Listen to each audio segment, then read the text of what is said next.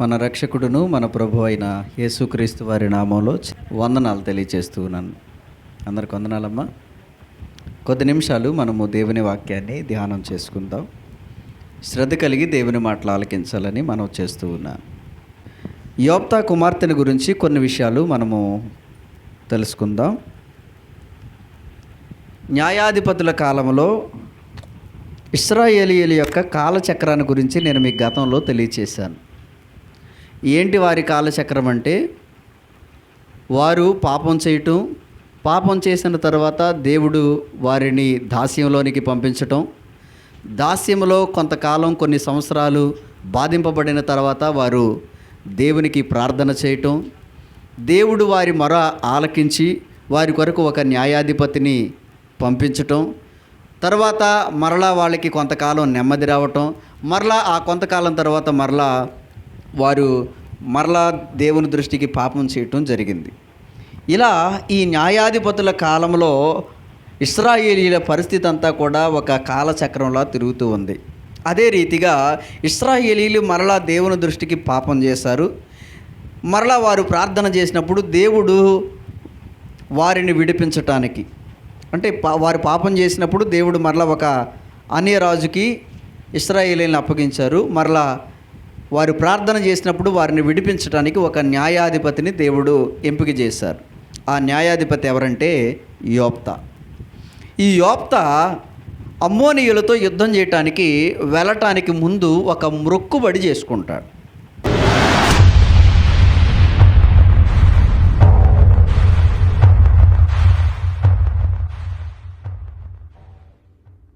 చదువుతల్లి. అప్పుడు యోప్తా యెహోవాకు మ్రొక్కుకొనెను. ఎట్లనగా, నీవు నా చేతికి అమ్మోనీయులను నిశ్చయముగా అప్పగించిన ఎడల నేను అమ్మోనీయుల యొద్ద నుండి క్షేమంగా తిరిగి వచ్చినప్పుడు నన్ను ఎదుర్కొనుటకు నా ఇంటి ద్వారము నుండి బయలుదేరి వచ్చిందేదో అది యెహోవాకు ప్రతిష్ఠితమగును, మరియు దహన బలిగా దాన్ని అర్పించదను. ఇక్కడ యోప్తా యుద్ధానికి వెళ్ళటానికి ముందు ఒక మ్రొక్కుబడి మొక్కుకుంటున్నాడు. గుర్తుపెట్టుకోవాలి అమ్మా. ఏంటా మ్రొక్కుబడి అని అంటే గనక, నేను యుద్ధానికి వెళ్ళి క్షేమంగా తిరిగి వస్తే ఆ అమ్మోనీయులు అనబడినటువంటి ఆ అన్యుల మీద నేను పోరాడి జయించి క్షేమంగా నేను తిరిగి వస్తే గనక ఏంటి నా మొక్కుబడి అని అంటే, నేను ఇంటికి వచ్చేటప్పుడు నా ఇంటి ద్వారము నుండి మొదట ఏది వస్తుందో అది దేవునికి ప్రతిష్ఠితము అన్నాడు, లేదా దహన బలిగానైనా అర్పిస్తాను అని అన్నాడు. గుర్తుపెట్టుకోండి, ప్రతిష్ఠితము మరియు దహన బలిగా దానిని అర్పించదును అన్నాడు. అప్పుడు అమ్మోనీయులతో యుద్ధం చేసి జయించి తిరిగి వచ్చే సమయానికి ఇక్కడ మనము ఆలోచన చేస్తే గనక, ఇక్కడ జయించి తిరిగి వచ్చే సమయానికి ఎవరు ఎదురొచ్చారంట?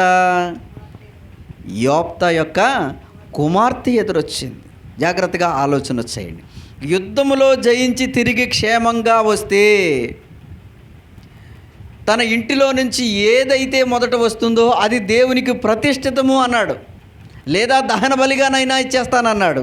గుర్తుపెట్టుకోవాలి, ఇక్కడ రెండు విషయాలు మనం ఆలోచన చేయాలి. ఒకటి, దేవునికి ప్రతిష్ఠిత చేస్తాను అన్నాడు, లేదా దహన బలిగానైనా ఇచ్చేస్తాను అన్నాడు. ఒకవేళ జంతువు కానీ ఇంకా ఇతరత్ర ఏదైనా వస్తే కనుక దానిని దహన బలిగా ఇస్తాను, లేదా ప్రతిష్ఠిత అయినా చేస్తాను. రెండు విషయాలు చెప్పాడు. మరియు అన్నాడు అంటే రెండు విషయాలు అక్కడ.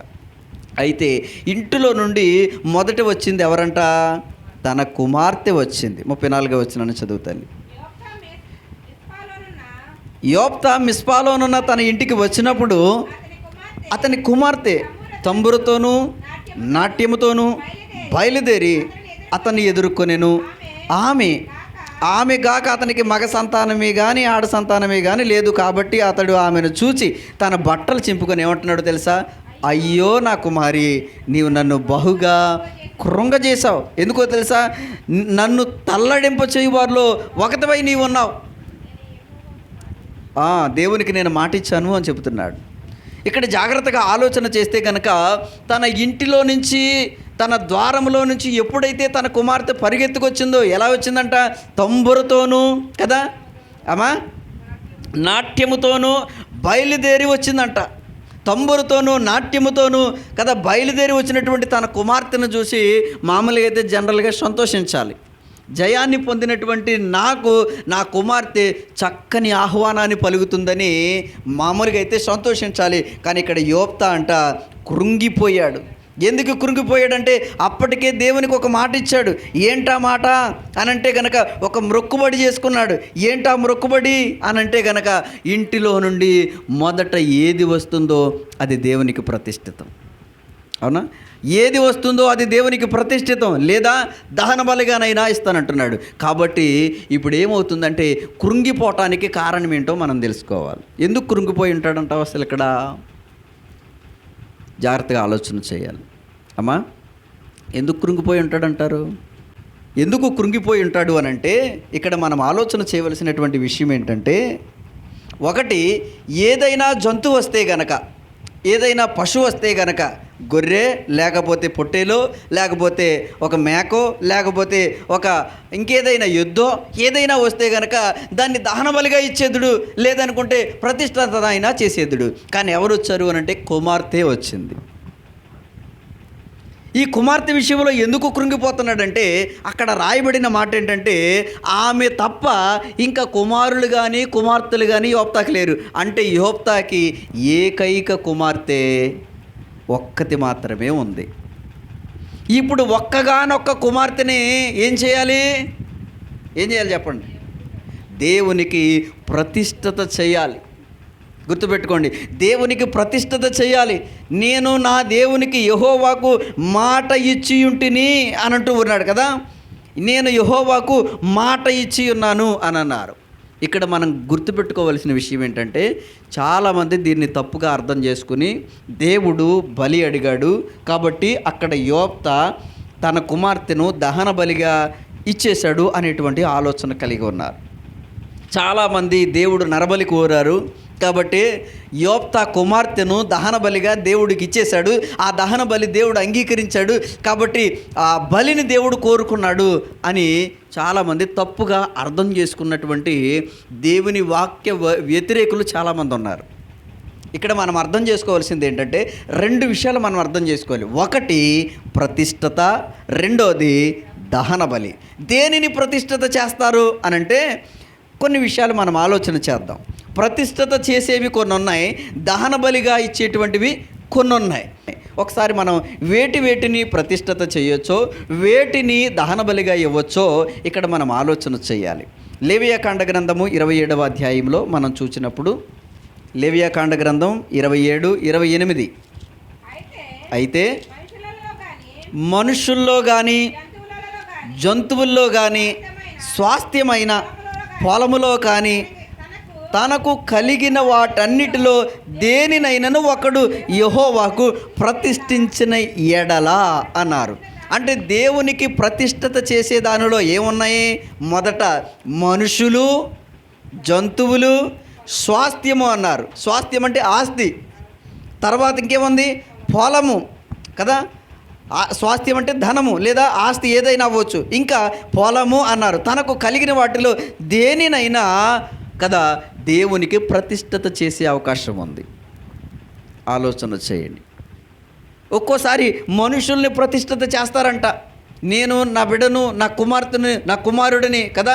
ఆలోచన చేయండి. అన్న ఏం చేసింది? తన కుమారుడిని దేవాలయంలోనికి తీసుకెళ్ళి దేవునికి ప్రతిష్ఠిత చేసేసి దేవునికి ఇచ్చేసి వచ్చేసింది. ఇంకా మనుషులను ప్రతిష్ఠిత చేస్తారు. గుర్తుపెట్టుకోండి, మనుషుల్ని దహన బలి ఎవరో మనుషుల్ని ప్రతిష్ఠిత చేస్తారు. ఇంకా చెప్పాలి అని అంటే కనుక కొన్నిసార్లు జంతువులను కూడా ప్రతిష్ఠిత చేస్తారు.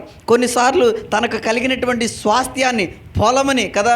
ఇప్పటికీ కూడా కొన్నిసార్లు మనం ఆ మాట వింటూ ఉంటాం, ఇది దేవుడు మాన్యమండి, దేవుడు పొలమండి అనేటువంటి మాటలు వింటూ ఉంటాం. అంటే ఒక్కోసారి పొలాన్ని కానీ ఆస్తిని కానీ దేవునికి ఏం చేస్తారు? వాళ్ళు ప్రతిష్ఠిత చేసేటువంటి వాడుక ఉంది. ఇక్కడ ఆలోచన చేస్తే ప్రతిష్ఠిత చేసే వాటిలో మనుషులు ఉన్నారు, జంతువులు ఉన్నాయి, స్వాస్థ్యం ఉంది, పొలం ఉంది.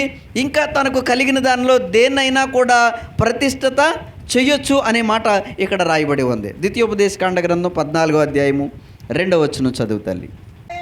ఏలయనగా నీ దేవుడైన యెహోవాకు నీవు ప్రతిష్ఠిత జనము. మరియు ఆ, యెహోవా యెహోవా భూమి మీద భూమి మీద సమస్త జనములలో సమస్త జనముల్లో విశేషముగా తనకు స్వకీయ జనములగునట్లు నిన్ను ఏర్పరచుకున్నాను. ఇక్కడ దేనిని ప్రతిష్ఠిత చేశారు? జనములు అన్నారు ఇక్కడ. అంటే కొన్నిసార్లు సమూహముగా, అంటే మనుషుల్లో ఒక్కరిని ప్రతిష్ఠిత చేయొచ్చు, లేదా సమూహముగా కూడా ప్రతిష్ఠిత చేసుకోవచ్చు. కాబట్టి అక్కడ దేవునికి ప్రతిష్ఠిత చేయబడినటువంటి జనముగా ఎవరున్నారంటే ఇశ్రాయేలీయులు ఉన్నారు. అంటే ఇక్కడ మనం గుర్తుపెట్టుకోవాలి. ఎందుకంటే ఈ మాటలు ఎందుకు జ్ఞాపకం చేస్తున్నానంటే, తప్పుగా అర్థం చేసుకున్నటువంటి సమాజం పట్ల, మనము ఒక రకమైనటువంటి ఆలోచనలో ముందుకెళ్తున్నటువంటి ప్రజల పట్ల మనము తెలియచేయవలసినటువంటి సంగతి ఇది.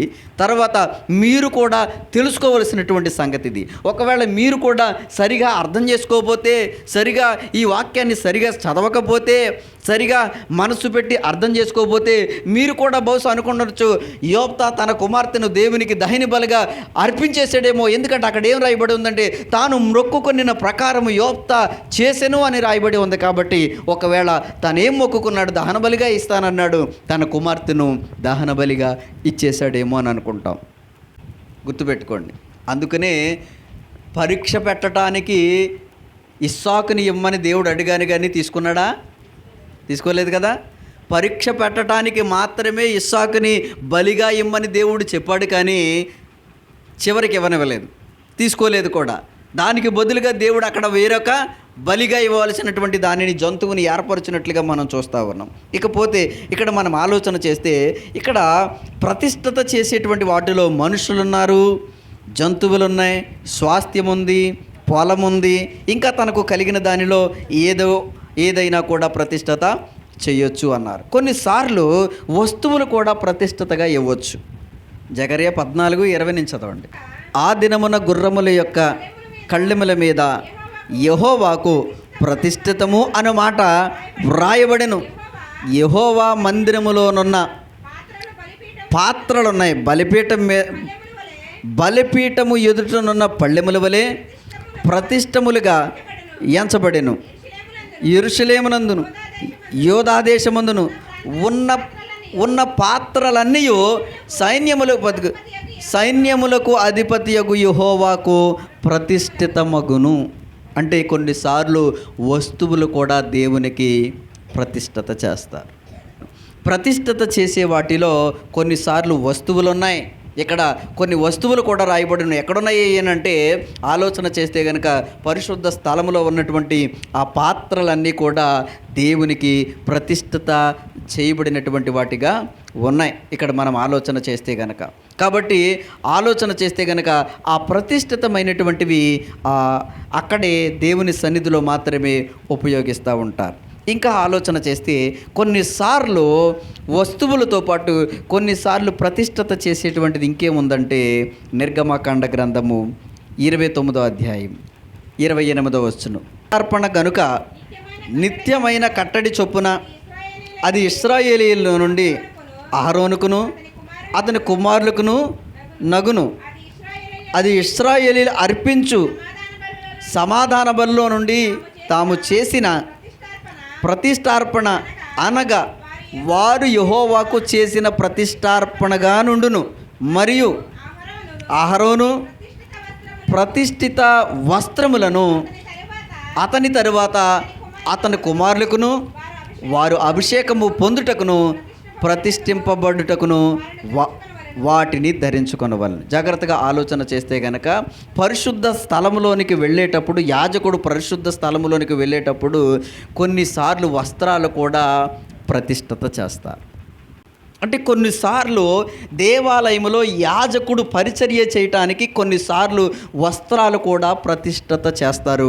అవి అక్కడికి వెళ్ళినప్పుడు మాత్రమే ఉపయోగిస్తారు. ఆలోచన చేయాలి. ఇవన్నీ మీరు వింటేనే కానీ కొంచెం యోప్తా కుమార్తె పట్ల మీకు అవగాహన రాదు, లేకపోతే తప్పుగా అర్థం చేసుకోవచ్చు. భవిష్యత్తు దినాల్లో మీరు తెలుసుకోకపోతే కనుక మీ బిడ్డలు కూడా ఒకవేళ తప్పుగా అర్థం చేసుకుంటే కనుక వారికి తెలియచేయటానికి అవకాశం ఉంటుంది. ఇవన్నీ కూడా దేవుని సన్నిధిలో యాజకులు తీసుకుంటారని పరిశుద్ధ వాక్యం తెలియచేస్తూ ఉంది. యెహెజ్కేలు గ్రంథం 44:30 అమ్మ. నీ ప్రతిష్ఠితార్పణములన్నిటిలోను తొలుచూలు వాటన్నిటిలోను మొదటివియు ప్రథమ ఫలములన్నిటిలోను మొదటివియు యాజకులవి అగును అని రాయబడి ఉంది. కాబట్టి ఇవన్నీ తీసుకెళ్ళి ఏం చేసుకుంటారండి, ఈ ప్రతిష్ఠత చేసినవన్నీ ఏం చేసుకుంటారండి అంటే యాజకులు తీసుకుంటారు అని రాయబడి. ఇప్పుడు ఆలోచన చేయండి, ప్రతిష్ఠత అన్న దాని గురించి ఇన్ని విషయాలు మీకు ఎందుకు చెప్పానంటే యోప్తా మొక్కుబడిలో ఏముందో తెలుసా? మొదటిది ప్రతిష్ఠత ఉంది. మొదటిది ఏముంది? ప్రతిష్ఠత ఉంది. ఇక రెండోది ఏముందో తెలుసా? రెండోది ఏముంది? దహన బలి ఉంది. దహన బలి అంటే జంతువులను మాత్రమే దహన బలిగా ఇస్తారు. ఏ జంతువులను ఇస్తారో వాటిని కూడా కొన్ని విషయాలు నేను మీకు తెలియచేస్తూ ఉంటాను. ఒకసారి ఆదికాండ గ్రంథము 8వ అధ్యాయము 20వ వచనం. అప్పుడు నోవాహు యెహోవాకు బలిపీఠం కట్టి పవిత్ర పశువులన్నిటిలోను పవిత్ర పక్షులన్నిటిలోను కొన్నిటిని తీసుకుని ఆ బలిపీఠం మీద దహన బలిగా అర్పించాడు. జాగ్రత్తగా ఆలోచన చేస్తే కనుక దహన బలి ఇచ్చేవి ఏంటంట? పశువులు, పక్షులు. వాటిలో కూడా పవిత్రమైనవి, పవిత్రమైన పశువులు, పవిత్రమైన పక్షులు. ఆ పక్షులు ఏమున్నాయి? తెల్లగువ్వ, పావురం, ఇలాంటివి మీరు వాక్యాలు చదివినప్పుడు కనబడతా ఉంటాయి. ఇకపోతే నిర్గమకాండ గ్రంథం 29వ అధ్యాయము 18వ వచనం. స్పీడ్గా చదవండి, మనం యోప్తా కుమార్తె కోసం మాత్రమే తెలుసుకోవాలనుకుంటున్నాం. బలిపీఠం మీద అమ్మా ఆ పొట్టేలంతయు దహింపవలెను, అది యెహోవాకు దహన బలి. ఏమర్పించారు ఇక్కడ? పొట్టేలు. ఇందాక నోవాహు ఏమర్పించాడు? పశువులు, పవిత్ర పశువులు, పవిత్ర పక్షులు. రైట్. లేవియాకాండ గ్రంథం 1వ అధ్యాయం 10వ వచనం.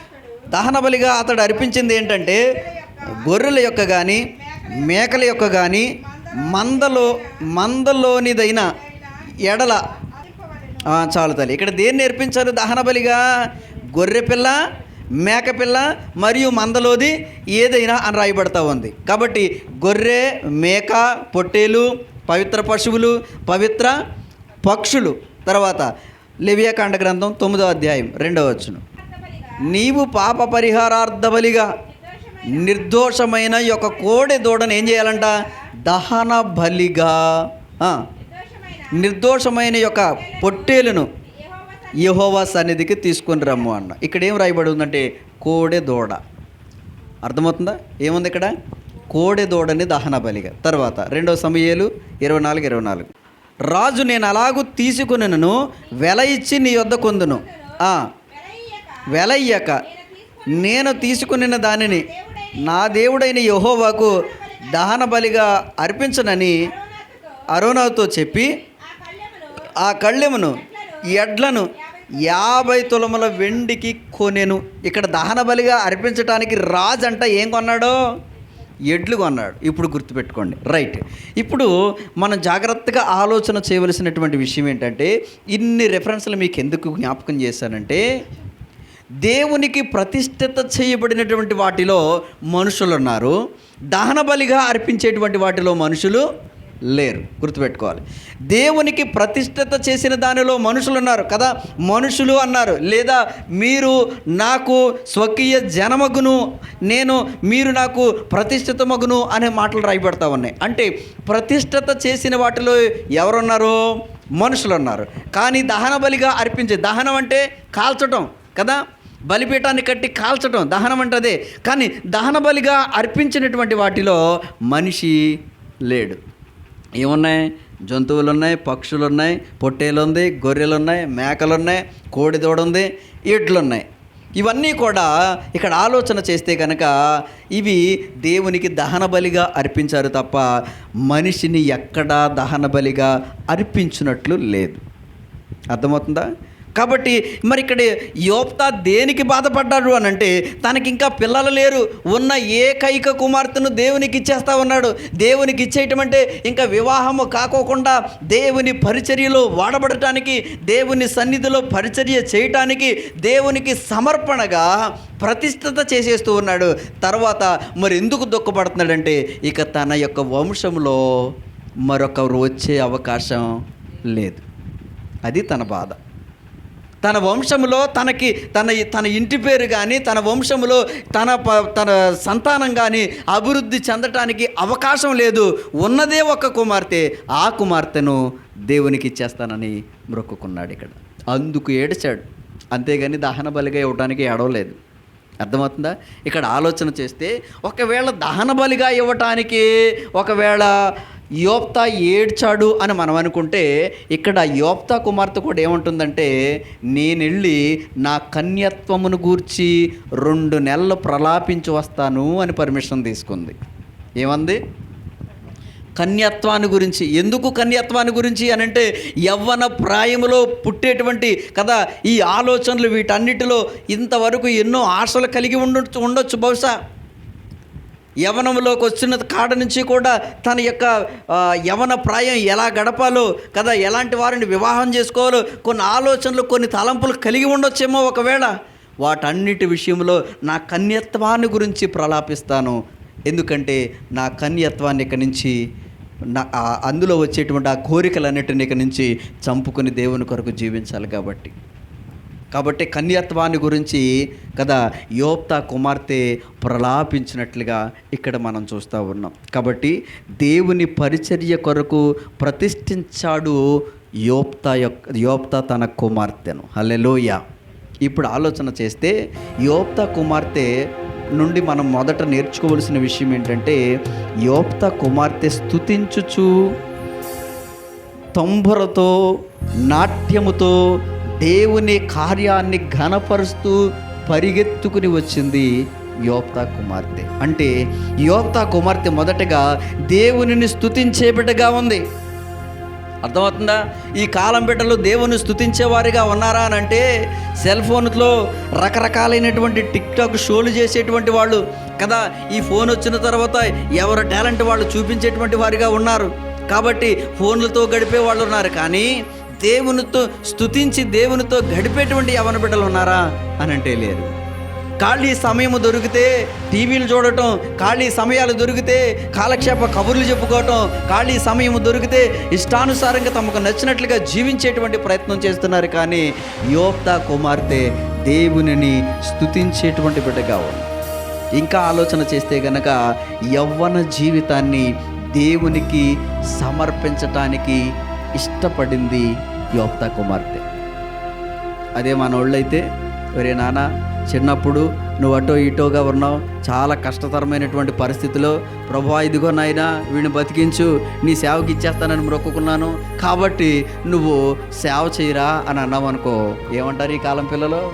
నిన్ను ఎవడు మొక్కుకోమన్నాడో? నేను సేవ చేస్తానని నీకు చెప్పానా? సేవ చేయటువంటి మాటలా? నాకు వచ్చా? నాకేమొచ్చు? నేను చేయను. ఆయన ఇలాంటి మొక్కుబడులు ఎవడు మొక్కుకోమన్నాడో? నువ్వు మొక్కున్నా కాబట్టి నువ్వు చేయి వెళ్ళి సేవ అంటారు కదమ్మా. ఈ రోజుల్లో వాళ్ళు అయితే కనుక తండ్రి మొక్కుబడికి అనుమతించేటువంటి బిడ్డలు కనబడుతున్నారా ఈరోజు? నువ్వే దాని అసలు సేవ చేయమనేటువంటి మొక్కుబడి కాదు. ఉదాహరణకి మనం అది చెయ్యం, కానీ ఉదాహరణకి మాట వరుసకు ఒక మాట మాట్లాడుతున్నాను. ఒకవేళ ఒరే నేను గుండు కొట్టిద్దామని మొక్కుకున్నాను అని అనుకున్నాం అనుకో, కొట్టించుకుంటాడా?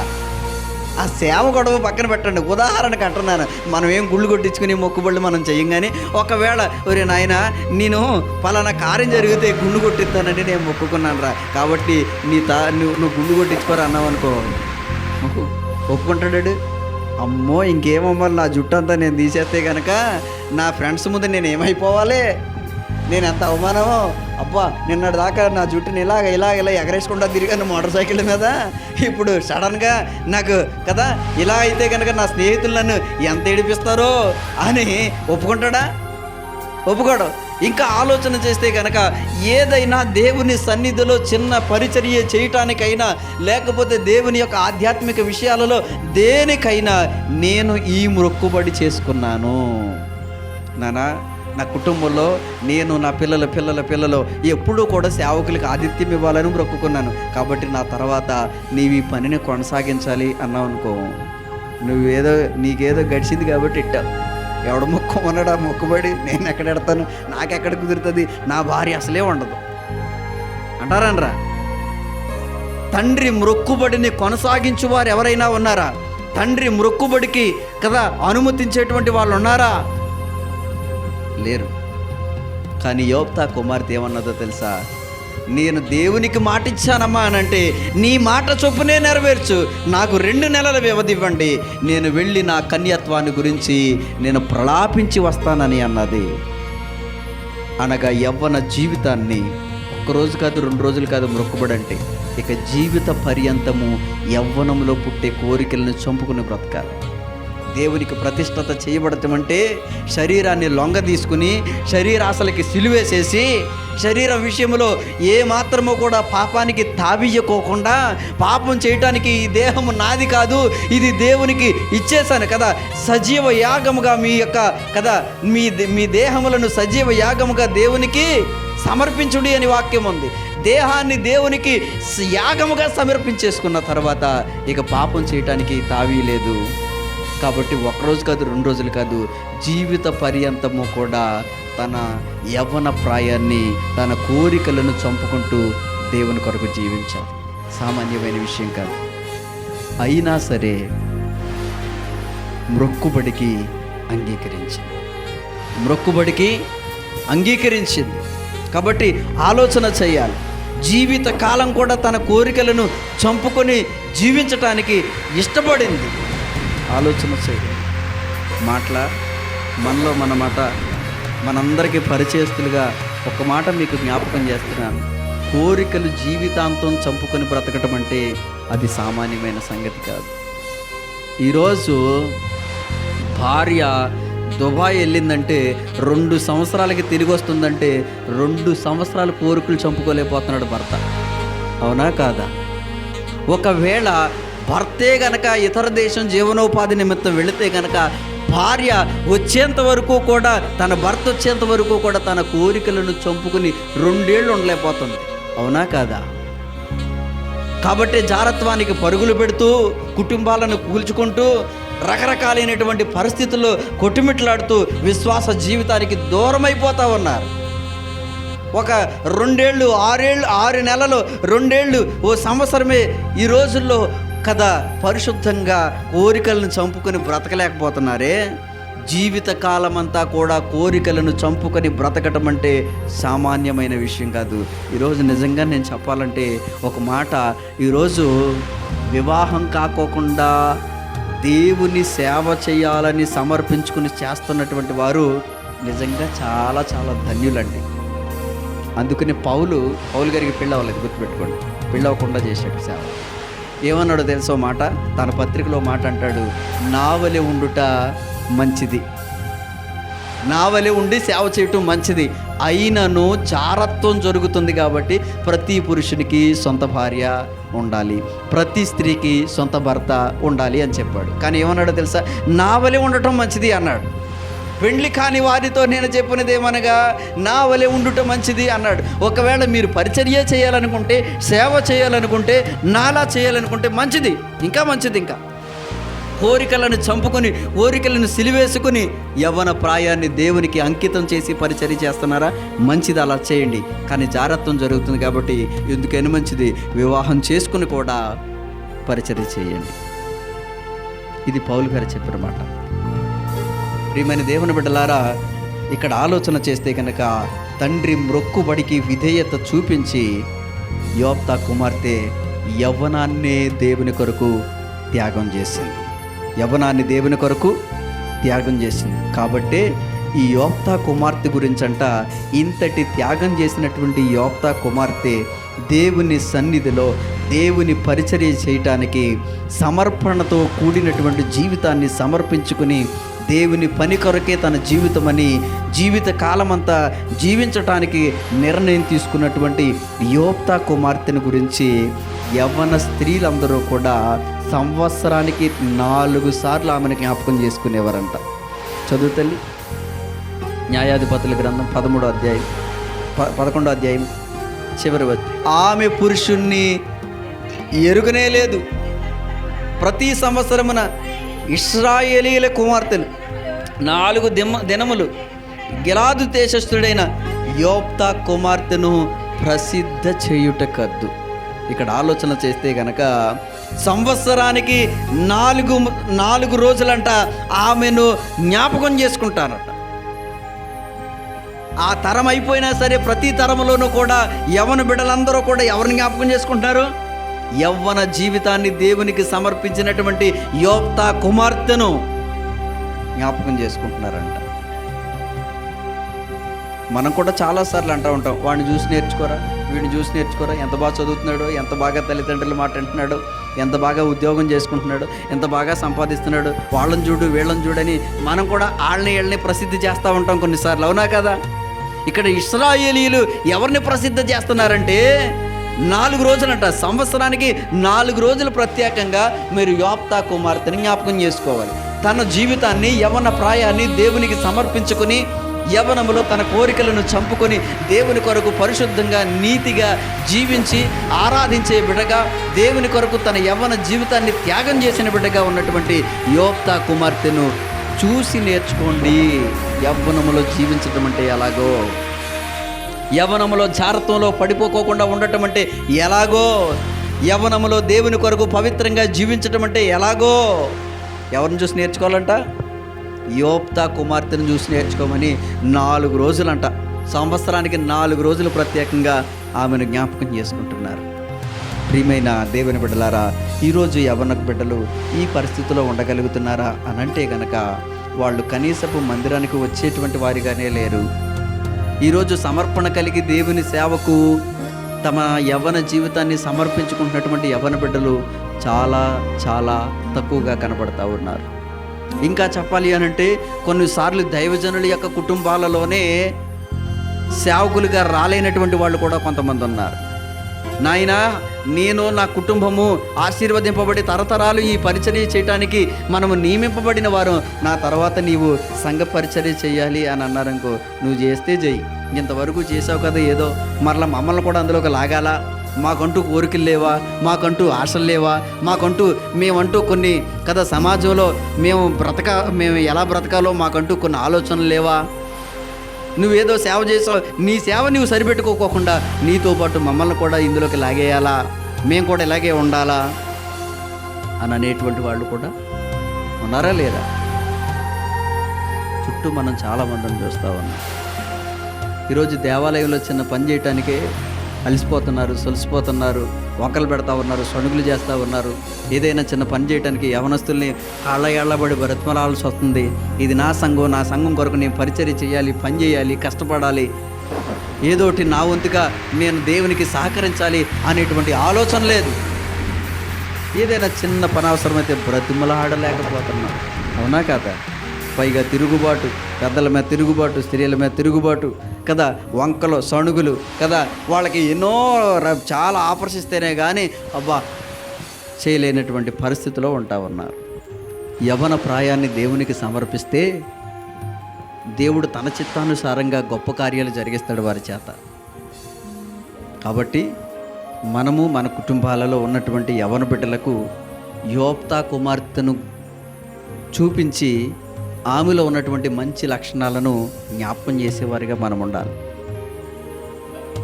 యవ్వన బిడ్డలు ఈరోజు యోప్తా కుమార్తెను చూసి నేర్చుకోవలసినటువంటి ఎన్నో పాఠాలు ఉన్నాయి. తండ్రి మాటకు విధేయత చూపించింది, ఎక్కడ ఎదురు చెప్పుకోకుండా తండ్రి మ్రొక్కుబడిని తన మ్రొక్కుబడిగా చేసుకుని దేవునికి తన యవ్వన ప్రాయాన్ని సమర్పించుకుంది. కాబట్టి ప్రతి సంవత్సరం 4 రోజులు ఆమెను ప్రసిద్ధి చేసేవారంట. గొప్ప సంగతి కదా. అంటే ఇంకా చెప్పాలంటే ఒక రకంగా కొనియాడబడినటువంటి స్త్రీగా ఉంది. కాబట్టి మనము మన సంఘాల్లో మన కుటుంబాల్లో ఉన్నటువంటి యవ్వన బిడ్డలకి ఇలా యోప్తా కుమార్తె వలె జీవించేటట్లుగా వారికి నేర్పించేటువంటి వారిగా మనం ఉండాలని తెలియచేస్తూ ఈ మాటలు ముగిస్తున్నాను. దేవుడి మాటలు దీవించునుగాక. ఆమె.